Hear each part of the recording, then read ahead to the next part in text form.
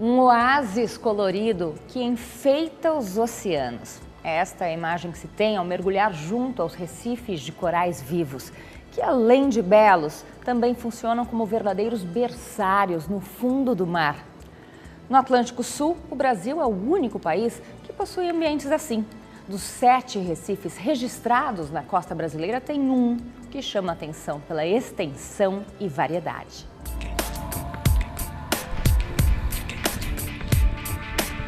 A areia da praia e o céu azul de Pernambuco servem de moldura para a atração principal, o mar, que além de belo também esconde um tesouro, que surge assim, revelado de tempos em tempos pelo sobe e desce das marés.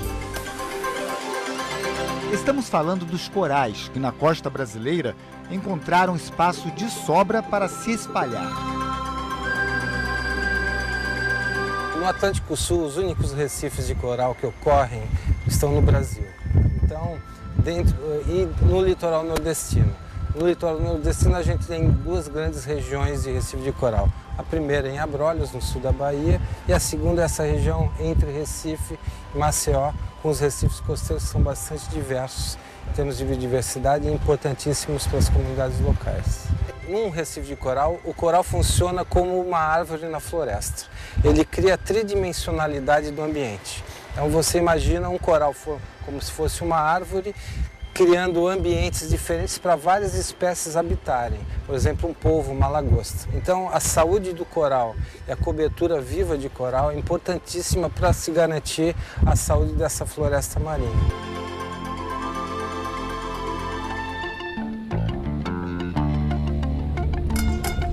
Não é à toa que o governo federal, através do ICMBio, transformou esse complexo numa área de proteção ambiental, a maior unidade de conservação marinha do Brasil, que vai de Pernambuco a Maceió.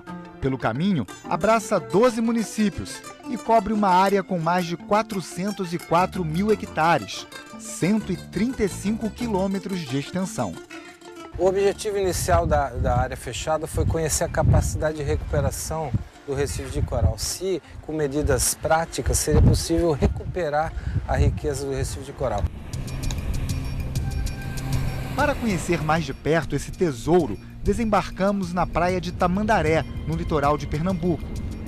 Nosso guia é o professor e oceanógrafo da Universidade Federal de Pernambuco, Mauro Maida, que desde 1997 estuda os corais da região. Uma área de proteção ambiental, conhecido, é um sistema de unidades de conservação brasileiro, é uma área de uso múltiplo, você pode ter vários usos, né? E através do zoneamento dessa área você pode definir que tipo de uso é importante em cada uma das regiões. Mesmo assim, os problemas persistiam. Sem leis de controle da pesca, o fluxo intenso de barcos sobre os corais colocava em risco os recifes e, com isso, a economia local. São importantes em termos econômicos, porque os recifes suprem quase todos os peixes para a gastronomia nordestina, né? 90% dos peixes que se comem na costa nordeste são provenientes dos recifes de coral. E eles também têm importância econômica porque protegem a costa da ação das ondas, formando como paredões que protegem a costa contra a erosão do mar.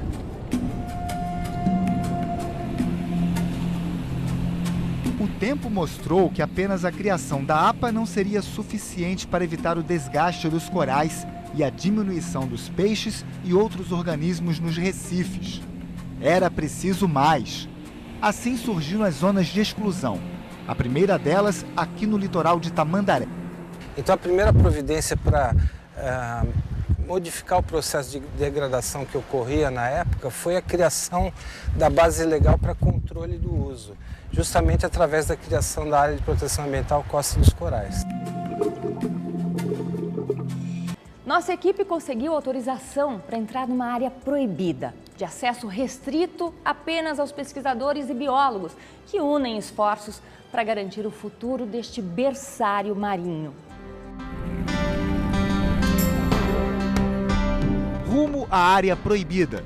Daqui para frente, nada de pescadores ou turistas, só pessoas autorizadas pelo IBAMA.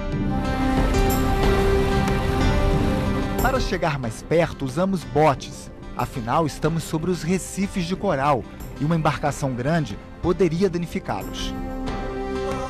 As boias feitas com garrafas PET recicladas determinam a localização dos recifes e também servem de aviso. Esta é uma área exclusiva do IBAMA, então nada de pesca ou circulação de barcos com turistas por aqui. Chegamos durante a maré baixa, melhor hora para ver os corais, que se mostram aos montes. No total, são 8 as espécies predominantes na região, como Fávea grávida, o Millepora alcicornis, mais conhecido por coral de fogo, e aqueles que parecem um asteroide.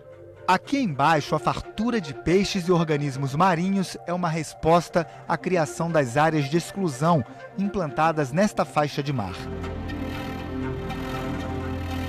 O interessante é que logo depois de um ano de fechamento da área, a gente viu resultados bastante significantes. Vários peixes que tinham sumido da região apareceram em forma juvenil. Isso vem progressivamente ao longo desses 13 anos de fechamento. A gente tem visto um aumento incrível do número de peixes, de polvo e lagosta. Eventualmente esses animais saem da área fechada, repovoam as áreas vizinhas e podem ser capturados do lado de fora em um tamanho bem maior, bem mais gordos, e também suprem de indivíduos para fechar o ciclo de vida dessas espécies que são bastante importantes para o ecossistema.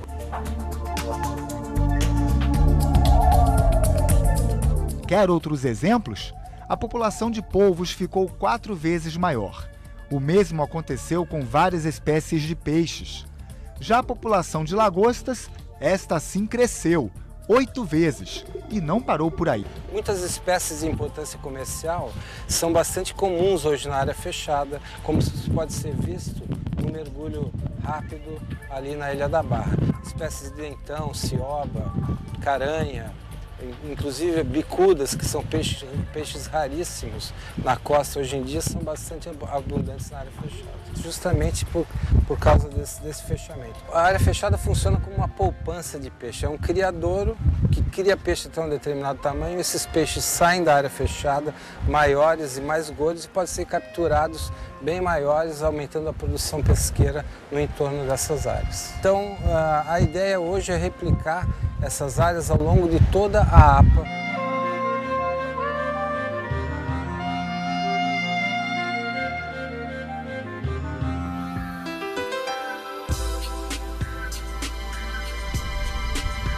Para proteger, é preciso conhecer. Depois de mergulhar para estudar as espécies de corais no fundo do mar de Tamandaré, em Pernambuco, é hora de entender o que acontece com os que ficam mais na superfície.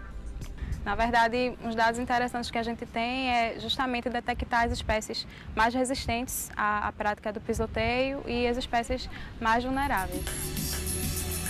Com um esquadro improvisado e uma fita métrica gigante, as biólogas mapeiam a área e estudam o impacto do pisoteio sobre esta área de Recife e também o crescimento de outros organismos, como as algas, esponjas e moluscos. O mais vulnerável é o molusco vermetídeo, pelo fato dele estar com essa concha virada para a superfície.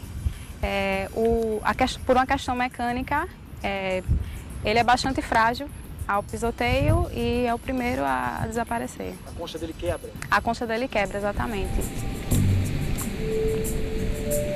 A quantidade de ouriços encontrada nos recifes diz muito sobre a preservação ambiental.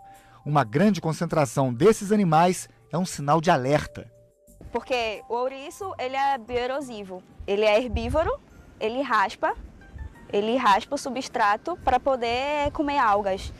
E nisso que ele raspa o substrato, ele acaba modificando a topografia do Recife. Além disso, ele acaba prejudicando alguns organismos bentônicos, principalmente corais, que ele vai raspando e acaba erodindo. Então, o excesso de ouriço atrapalha o meio ambiente. Exato. Nesta área liberada para a população, o resultado da contagem choca. Os ouriços se multiplicam onde os predadores como lagostas e algumas espécies de peixes estão desaparecendo por causa da pesca. Já nas áreas preservadas, a realidade é outra. Então o que você observou? Nessa região aqui que está preservada, tem menos ouriço. Não era para ser o contrário? Como que você explica isso? Então, na região tem menos ouriço. Na região que está preservada, a gente encontra menos densidade de ouriço por conta da diminuição da pesca predatória desses Aqui estão presentes os predadores deles. Exato. A pesca predatória em cima deles, no caso. Os predadores potenciais, como algumas lagostas grandes, peixes também, e outros organismos que se alimentam do ouriço não só na fase adulta, mas também em outras fases, larvais, juvenis. Então a diminuição é bem mais... É um controle natural da população. Exato. É um equilíbrio, meio que um equilíbrio ecológico. Os dados coletados por Glaze serão comparados aos primeiros estudos realizados na APA e a outros recifes de corais brasileiros, como o de Porto de Galinhas, também em Pernambuco, onde o pisoteio de levas e levas de turistas é intenso e devastador. Então, o que a gente vai fazer é um estudo comparativo também temporal. No caso, a gente tem trabalhos de há 17 anos atrás. Então, a gente vai fazer essa comparação. Como é que estava esse mesmo Recife antes de ser fechado e agora, depois de 13 anos de fechamento. A gente vai ver a situação tanto da topografia, como é que tá os corais, e a densidade de ouriço, que também influencia. De algas também, com certeza, que ele come, né, o que ele se alimenta, então uma maior densidade. Como a gente sabe, as algas são importantes porque elas fazem fotossíntese e elas são a base da cadeia alimentar, né, da marinha. E também a questão dos corais, porque como a gente tem muito corais endêmicos, então a perda desses corais é difícil de se recuperar, porque a gente não tem um outro lugar para buscar.